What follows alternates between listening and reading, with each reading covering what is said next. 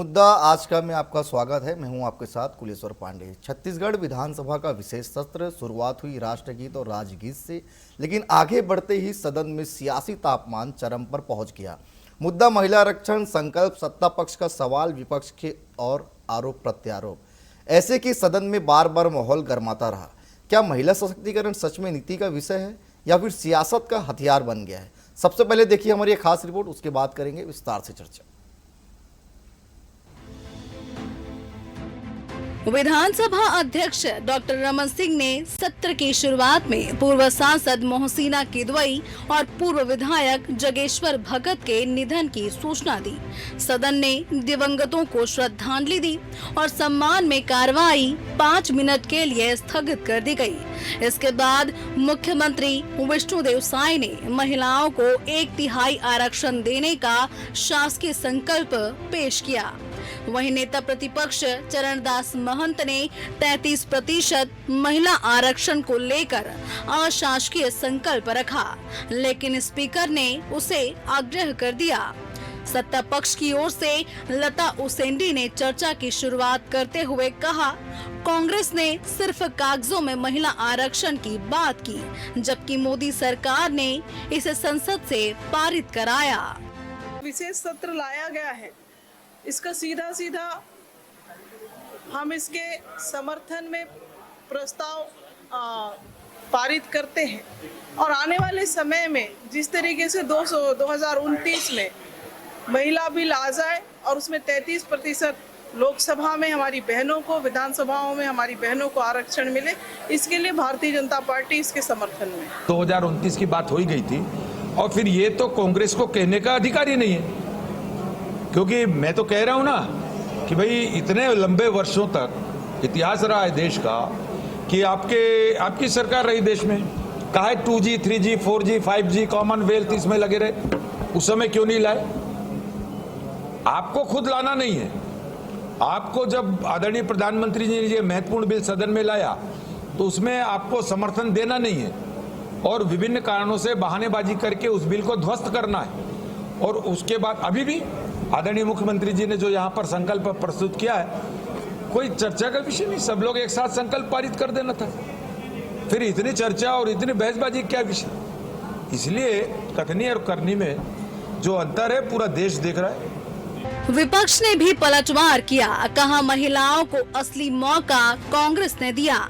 आंकड़े गिनाए गए। भाजपा और कांग्रेस ने महिला विधायकों की संख्या पर बहस छिड़ गई। बहस सिर्फ आरक्षण तक ही सीमित नहीं रही। उज्ज्वला योजना और रसोई गैस की किल्लत का मुद्दा भी सदन में गूंजा। पूर्व मंत्री अनिला भेड़िया ने सरकार पर तीखा हमला बोला और कहा, महिला आरक्षण को परिसीमन से जोड़कर महिलाओं की उम्मीदें खत्म की जा रही हैं। सरकार के द्वारा महिलाओं को आरक्षण देने की अगर नियत होती तो सीधे और निष्पक्षता के साथ परिसीमन या जनगणना को सामने रखकर माताओं और बहनों को पीछे करने की काम करना नहीं करना चाहिए। ये जो काम कर रहे हैं, जो पूरे देश में भ्रम फैलाने का काम कर रहे हैं, वो काम को बंद करके सीधा 2023 में जो सर्वसम्मति से लागू किया है, पारित किया है, जो संशोधन नियम बिल, उसे पास करना चाहिए। भाजपा सरकार उनके साथ किस प्रकार से छल कर रही है, ये बिल्कुल महिलाओं के साथ न्याय नहीं है। जब दलगत राजनीति की अगर बात करेंगे तो कांग्रेस पार्टी हमेशा से, चाहे देश के आज़ादी के पहले हो और देश की आज़ादी के बाद, हमेशा से कांग्रेस पार्टी महिलाओं का हमेशा से सम्मान करते आए हैं। इसका बहुत सारा उदाहरण बता सकता हूं। तो जब इस देश में जब कानून बना, लोकतंत्र बना, तो लोकतंत्र में भी कांग्रेस पार्टी ने बहुत सारे इस देश के महिलाओं को पहले पंक्ति में ला करके उसको राजनीतिक में भी भागीदारी दिए। उनको जो है राजनीतिक में प्रधानमंत्री तक मतलब कांग्रेस पार्टी ने बनाने का काम किया। अब भारतीय जनता पार्टी, उनका सबसे मेन शाखा होता है आरएसएस। आरएसएस में महिलाओं को वर्जित है, जबकि भारतीय जनता पार्टी कहता है हमारा मूल जड़ आरएसएस है। तो इससे आप समझ सकते हैं, देश के जनता समझ सकते हैं और हमारे दीदी विशेष करके समझ सकती हैं कि आरएसएस में महिलाओं को नहीं रखना ये साबित करता है कि भारतीय जनता पार्टी महिलाओं का विरोधी है। महिला आरक्षण, महिला सम्मान और महिला सशक्तिकरण, सदन में ये तीनों शब्द बार बार गूंजे, लेकिन सवाल वही है, क्या ये मुद्दे जमीनी बदलाव लाएंगे या फिर सियासी बयानबाजी में ही सीमित रह जाएंगे?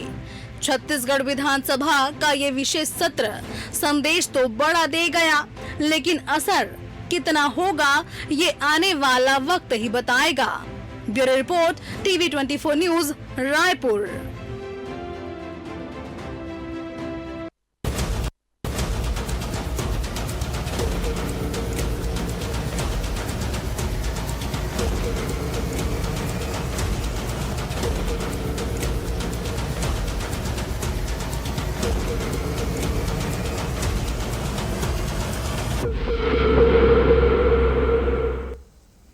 तो हमारा आज का विषय है नारी सम्मान या सियासी दांव। जिस तरह से महिला आरक्षण को लेकर देश भर में सियासत जो है भरपूर देखने को मिल रहा है। आज छत्तीसगढ़ में भी विधानसभा का विशेष सत्र बुलाया गया और इसमें चर्चा की गई, लेकिन हल आज भी नहीं निकला। हमारे साथ तीन बेहद खास मेहमान जुड़ चुके हैं, उसी से चर्चा करेंगे। सबसे पहले मैं बात करूंगा डॉक्टर अनामिका जी है, प्रदेश प्रवक्ता बीजेपी की, स्वागत करता हूँ उनका। अनिल द्विवेदी जी है, वरिष्ठ पत्रकार, उनका भी स्वागत करता हूँ। प्रगति वाजपेयी जी है, कांग्रेस प्रवक्ता, उनका भी बेहद स्वागत करता हूँ।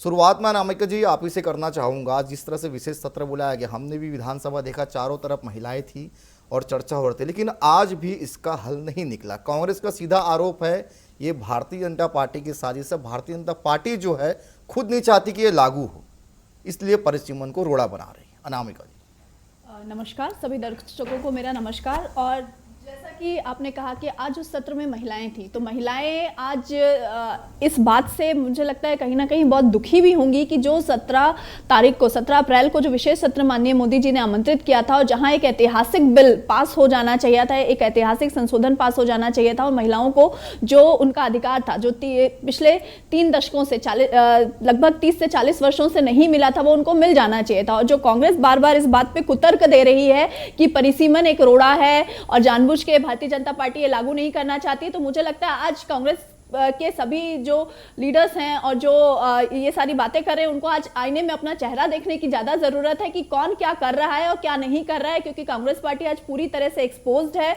और जो भारतीय महिलाएं हैं, जो आधी आबादी है, 50% जो पॉपुलेशन इंडिया की, उनके सामने ये बात बहुत क्लियर है कि कांग्रेस पार्टी शुरू से ही महिला विरोधी रही, जिसने सिर्फ एक परिवार को बढ़ाने के लिए, एक परिवार की महिलाओं को बढ़ाने के लिए बाकी सारी महिलाओं के अधिकार को एक तरफ रख दिया। कई बार उन्होंने भी सदन में ये सारे जो ये विधेयक लाए हैं, तो आज तक क्या उनको पिछले 55 साल के अपने शासनकाल में अपने राज्य में कभी ऐसा मौका नहीं मिला कि वो एक बार भी इस बिल को पास करा पाते? एक सदन में पास कराने के बाद उन्होंने हिम्मत नहीं की अपनी गठबंधन सरकार को बचाने के लिए कि हम दूसरे सदन में उस बिल को प्रस्तुत करें। और आज ये महिलाओं के समर्थन की, महिलाओं के हक की बात करते हैं। इनको कोई अधिकार नहीं है इस तरह की बात करने का। और देश की जनता, देश की महिला बहुत अच्छी तरह से ये चीज समझ रही है कि किसने उनको सशक्त करने का काम किया और किसने हमेशा उनको पीछे रखने का काम किया है। ठीक है प्रगति जी, जब 2023 में आप लोगों ने साथ दे दिया, तो 2026 में क्या हुआ?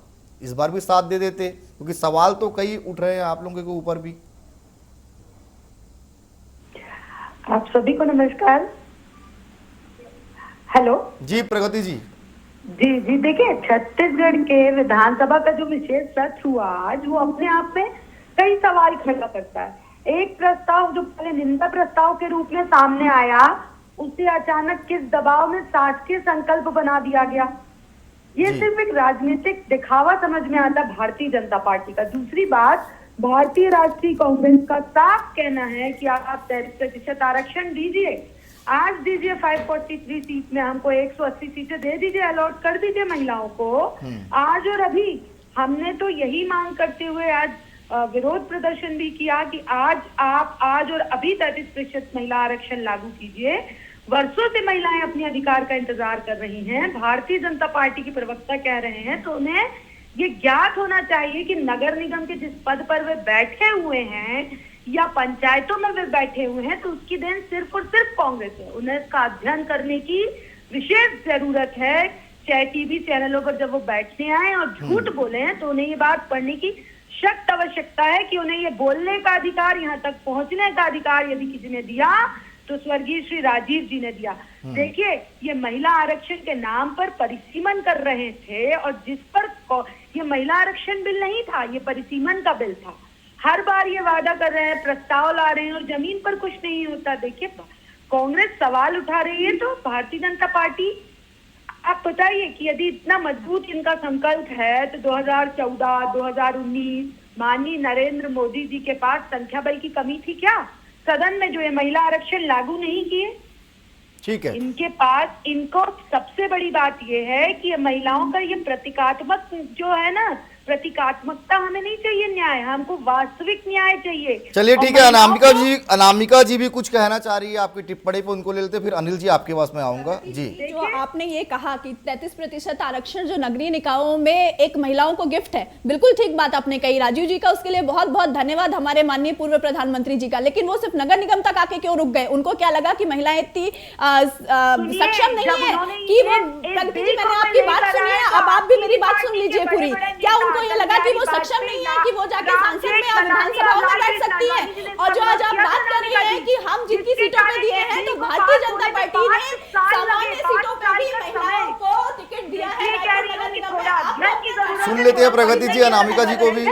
पहले बात सुन लीजिए, आप जो न्यूज चैनल पे आके अपडेटेड होके बैठिए। आपने ये भी देखिए कि 10 नगर निगम में से जो नगर निगम में महापौर बैठी हैं, उसमें से 5 महापौर महिलाएं हैं, और सिर्फ महिला आरक्षित सीटों पे नहीं, जनरल सीटों पे भी महिलाओं को टिकट दिया गया है। तो मुझे लगता है कि आपको यहाँ आने से पहले अपना डाटा अपडेट करने की जरूरत है। दूसरी चीज जो आपने ये कहा कि इतने सालों में मोदी जी ने आपके पास नहीं किया, आपके पास 55 साल तक आपने राज किया है देश में, और आपको 55 साल में एक बार भी नहीं मिला मौका कि आप महिलाओं को पार्टी नहीं चाहती कि महिलाओं को किसी प्रकार की कोई सुविधा दी जाए, महिलाओं जब को आप आरक्षण बोलते दिया हैं तो जाए। सुनने की भी हिम्मत होनी चाहिए। अगर आप चलिए ठीक है, मैं ठीक है, नहीं सुनने की हिम्मत होनी चाहिए। ये झूठ बोलना, फालतू की बातें करना, वो बार बार मैं तथ्यों पे बात कर रही हूँ, तर्कों पे बात कर रही हूँ, आप भी तथ्यों पे बात कीजिए। ठीक है प्रगति जी। अनामिका जी मैं लौटूंगा, छोटा सवाल जो है मैं अनिल जी से ले लेता हूँ। अनिल जी, आप पूरी चीजों को आप देख रहे हैं, क्या लगता है सर इसके पीछे जो है गणित क्या है? क्योंकि देखिए, जो टाइमिंग में लाया गया, विशेष सत्र बुलाया गया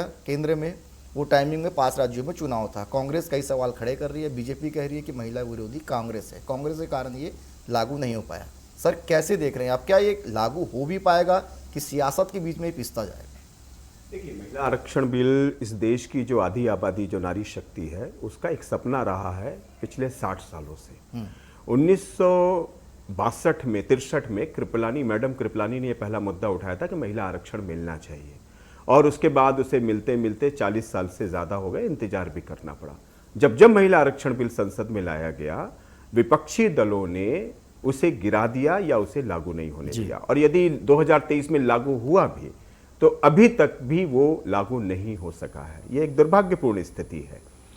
अब बात करें कि ये जो विरोध हो रहा है, ठीक है, आज बीजेपी की तारीफ करनी होगी कि उसने छत्तीसगढ़ विधानसभा में इसे पास किया, उसकी इच्छा शक्ति मजबूत है, वो केंद्र से भी पास करा चुकी है 2023 में, और अभी उसने विधानसभाओं से भी पास कराना हुआ। आज उत्तर प्रदेश विधानसभा से भी पास हुआ है, छत्तीसगढ़ विधानसभा में भी आज पेश हुआ। तो बीजेपी की नीयत और नीति दोनों साफ है। सवाल यह है कि जो लोग इसका विरोध कर रहे हैं वो किस कुएं के अंधे साम्राज्य में फैले हुए हैं जी। अब आप देखिए कि कौन से राजनीतिक दल इसका विरोध कर रहे हैं। आज उनका महिला आरक्षण का एक मुद्दा उठा के देख लीजिए। कल ये कानून नहीं बना सके आप, फिर भी अगर आपके राजनीतिक दलों में महिलाएं काम कर रही हैं तो उनका प्रतिनिधित्व सांसद और विधायक के तौर पर कब देंगे आप? अब ताजा बयान आप पप्पू यादव का देख लीजिए, पूर्व सांसद हैं, क्या उनका दुर्भाग्यपूर्ण बयान आया महिलाओं को लेकर कि वो राजनीति में किस तरह आगे बढ़ती हैं। खुद उनकी पत्नी रंजीता रंजन राज्यसभा से सांसद है, बहुत मेहनत करके आगे आई हैं। तो जो राजनीतिक दल इसका विरोध कर रहे हैं उसके पीछे के उनके बयानों की उनकी कुत्सितता समझ में आती है। जिन समाजवादी पार्टी, ऐसे कई राजनीतिक दल हैं जिन्होंने महिला आरक्षण लागू ही होने दिया, उनकी पार्टी में मात्र 1 या 1.5 या 2% महिलाएं चुनकर के अभी भी आ रही हैं। तो जो राजनीतिक दल 1.5, 2, 3% तक सिमटे हुए हैं या 6% तक सिमटे हुए हैं, अब वो कैसे 30% और 33% आरक्षण देना चाहेंगे जी। तो कोई न कोई मुद्दे पर इसे लटकाने का प्रयास किया गया रहा है। अभी संसद में भी जिस तरह बिल गिरा, उसके पीछे भी कहीं ना कहीं यही मानसिकता रही होगी। तो इन बयानों से, इनके राजनीतिक कदमों से जो देश की आधी आबादी है, जो नारी शक्ति है, उसको समझना होगा। वो किसी भी राजनीतिक दल का समर्थन कर सकती है, लेकिन यदि उसे आगे बढ़ना होगा। मैं आपको एक बात और बताना चाहूंगा कि आरक्षण लागू हुए बगैर भी जो महिला सांसद, महिला विधायक संसद में पहुंची या विधानसभा में पहुंची, उन्होंने खुद का न्याय भी हासिल किया। उत्तर प्रदेश में 2 महिला विधायक ऐसी थी जिनके पति का एनकाउंटर किया गया और फिर वो जनता के आशीर्वाद से वहां पहुंची, उन्होंने उस मुद्दे को उठाया, तब जाकर के उनके जो पति के हत्या आरोपी थे उनको सजा हुई। ठीक है। तो खुद का भी न्याय हासिल करना और जनता के लिए भी न्याय हासिल करने का जो मादा है, और सबसे बड़ी बात, जिस दिन महिला आरक्षण लागू होगा, जिस दिन 50% महिलाएं संसद और विधानसभा में दिखाई देंगी, आरक्षण पर, भ्रष्टाचार पर बहुत कमी आएगी, सेक्सुअल हरेसमेंट कम होगा, उसके खिलाफ एक लड़ाई शुरू होगी। ये राजनीतिक दलों के जो कान खड़े हैं ना, इसके पीछे यही सब संभावनाएं नजर आती है, इसलिए वो महिला आरक्षण के खिलाफ है। ठीक है। अनामिका जी, जिस तरह से आज विधानसभा में विपक्ष के जो सदस्य हैं उन्होंने ये सवाल उठाया कि आप लोग महिला सम्मान की बात तो कर रहे हैं, महिला आरक्षण की बात कर रहे हैं, लेकिन प्रदेश में महिला की सुरक्षा का क्या? प्रदेश में तो महिला जो है अनसेफ है, इसमें भी कई सारे सवाल जो है विधानसभा के अंदर आज विपक्षी सदस्यों की तरफ से देखने को मिला। महिला सुरक्षा सिर्फ प्रदेश में नहीं, मुझे लगता है देश में और हमारे समाज में एक बहुत बड़ी समस्या है कि कहीं ना कहीं हम शायद अपने बच्चों की अपब्रिंगिंग में पीछे हट रहे हैं या हम उनको सही संस्कार नहीं दे पा रहे हैं। पुलिस प्रशासन अपनी तरफ से काम कर रहा है। आपने जैसा देखा कि रायपुर में कमिश्नरेट सिस्टम लागू हुआ, तब से बहुत सारी चीजें आई, तो सरकार अपनी तरफ से हर संभव प्रयास कर रही है कि जितना हो सके क्राइम रेट को कम किया जा सके, उसमें जितना हो सके उसको बढ़ावा, महिलाओं की सुरक्षा को बढ़ावा दिया जा सके। कई तरह के हेल्पलाइंस, कई तरह के सिस्टम्स डेवलप किए गए हैं, तो सरकार अपनी तरफ से प्रयास कर रही है। लेकिन जो महिलाओं के अगेंस्ट क्राइम है, चाहे वो घरेलू क्राइम है, चाहे सेक्सुअल हरासमेंट है, तो मुझे लगता है ये सामाजिक, राजनीतिक और इसमें बहुत सारी चीजें एक साथ मिली हुई हैं और सिर्फ प्रशासन पे और पुलिस पे इसकी जिम्मेदारी ना डाल के समाज को भी यहाँ पे अपनी जिम्मेदारी लेनी होगी कि महिलाओं को सुरक्षित रखने में उनकी क्या भागीदारी है और उनका क्या रोल है। दूसरी चीज, जैसे जो हमेशा से ये प्रश्न उठता आया है कि महिला आरक्षण बिल को परिसीमन के कारण रोक दिया, तो आज मैं आपके चैनल के माध्यम से एक सवाल विपक्ष से करना चाहूंगी कि वो परिसीमन से और सीटों की संख्या बढ़ने से इतना डर क्यों रहा है? क्या सिर्फ भारतीय जनता पार्टी के लिए सीटों की संख्या बढ़ेगी, कांग्रेस और बाकी विपक्ष के लिए सीटों की संख्या नहीं बढ़ेगी? सबके लिए बराबर सीटों की संख्या बढ़ेगी और उन बढ़ी हुई संख्याओं पे हर पार्टी से 33% महिलाओं को आरक्षण मिलेगा। तो जैसा कि अभी भैया ने कहा कि क्राइम रेट कम होगा, महिलाओं के मुद्दे जो हैं वो संसद में, सदनों में बहुत अच्छी तरीके से मजबूती से उठाए जा सकेंगे, महिलाओं के हितों में कानून पारित होंगे।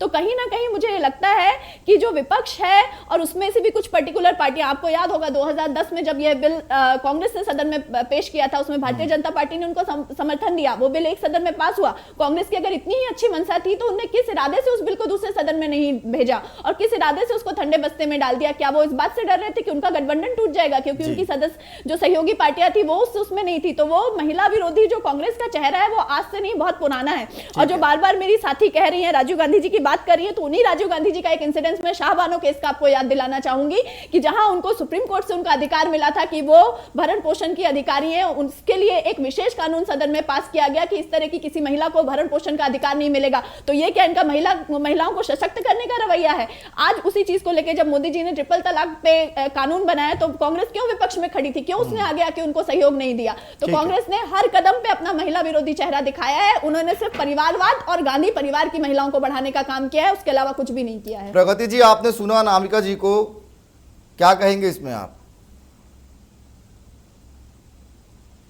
देखिए, पूरा देश, पूरा प्रदेश, छत्तीसगढ़ प्रदेश और पूरा भारत देश बहुत अच्छे से ये जानता है कि कौन महिला विरोधी है और कौन महिलाओं का सम्मान करता है। आज इनकी सरकार को 2.5 साल छत्तीसगढ़ प्रदेश में हुए, आप अपराधों की संख्या देख लीजिए। आज ये कह रही है, अभी मैं सुन रही हूँ बीजेपी की प्रवक्ता की कमिश्नरेट लागू हुआ तो अपराध बंद हो गए। आज ही उन्हें बता दें, मैं यही कहती हूँ कि इन्हें देखने की, पढ़ने की जरूरत है कि आज ही इस प्रदेश का एक क्षेत्र, एक जिला ऐसा है जहाँ पे नाबालिग लड़कियों के साथ गैंगरेप हुआ। तो भारतीय जनता पार्टी की सरकार, आप सदन में बैठकर कितना भी चिल्ला लीजिए, जमीनी हकीकत में जो महिला सुरक्षा है उससे कोसों दूर है। और ये जिस तरीके से बात कर रहे हैं कि हम कांग्रेसी महिला विरोधी है, तो उन्हें ये जानने की जरूरत है कि हाथरस का ये कांड याद कर ले जहाँ पे परिजनों की अनुमति के बिना रात के अंधेरे में पेट्रोल डालकर एक रेप पीड़िता को जला दिया जाता है। उसके माता पिता झिझियाते रहते हैं कि रात के अंधेरे में मत जलाइए। और आप मुझे ये बताइए कि कांग्रेस की कितनी महिला सांसदों ने उसका विरोध किया था? क्योंकि वो आपके सहयोगी दल थे। सबसे ये बड़ी दोहरा बात, चेहरा इस क्यों? देश के लिए जो मेडल लाती है बेटी, वो अपना न्याय मांगने के लिए जंतर मंतर पर बैठी हुई है। तो देखिए, बहुत अच्छे से ये देश जानता है कि ये चाहते क्या है, और जब सच्चाई बोलो तो ये बीच में इस तरीके से बात करते हैं कि सच्चाई जनता तक पहुंचे ना। तो इस तरह से आपकी सच्चाई चिल्लाकर, जनता पिछले इस तरह 70 से वर्षों बार से बार देख रही है झूठ प्रगति बोलकर, जी। 70 सालों से झूठ है, जनता उसे सिर्फ सच कांग्रेस नहीं की बनाया सच्चाई जा देखते सकता, हुए आ और रही है। सच को दबाया नहीं जा सकता। ये भारतीय जनता पार्टी की प्रगति जी, लेकिन प्रवक्ताओं को 30 बहुत सालों से आप लोग भी लगातार महिला आरक्षण की बात कर रहे हैं, उस समय लागू क्यों नहीं किया गया? आप लोग भी तो सरकार थी, अब जाकर भारतीय जनता पार्टी अगर चाह रही है कि लागू हो जाए, तो इसमें दिक्कत क्या है? देखिए, हमें कोई दिक्कत नहीं है। हमने तो महिला आरक्षण की बात की, वही बताया। बीच में अनामिका जी हल्ला करने लगी, शायद उसके कारण आपको नहीं सुना। बात मेरी समझ में आई कि जब राजीव जी ने शुरुआत की तो इन्हीं के 4 नेता मुंह फुलाकर बैठ गए थे। लाल कृष्ण आडवाणी जी, अटल बिहारी वाजपेयी जी, राम जेठमलानी जी की। अच्छा, 5 साल उन्होंने चर्चा की सदन में आरक्षण को लागू करने के लिए। देखिए, हमारे पास संख्या बल की कमी थी, ठीक है, पर 14 और 19 में तो इनके पास संख्या बल पूरा था। ये क्यों नहीं लाए महिला आरक्षण? ये चैनल पर बैठकर बात कर रहे हैं, बताएं कि 14 और 19 में महिला आरक्षण क्यों नहीं लेकर आए? महिलाओं को सिर्फ हथियार बना रहे हैं। महिलाओं को ये उज्ज्वला योजना का खाली सिलेंडर देकर रात दिन गैस सिलेंडर के दाम बढ़ा रहे हैं। महिलाओं की सुरक्षा कम कर रहे हैं। महिलाओं का कोई सम्मान इनकी नजरों में नहीं है। तभी आरएसएस के किसी भी मुख्यालय का या कोई भी आज तक आरएसएस का प्रमुख महिला नहीं हुई। भारतीय जनता पार्टी की किसी भी प्रदेश की आप देख लीजिए अध्यक्ष। चलिए, जवाब ले लेते हैं अनामिका जी से। ठीक है, ठीक है अनामिका जी।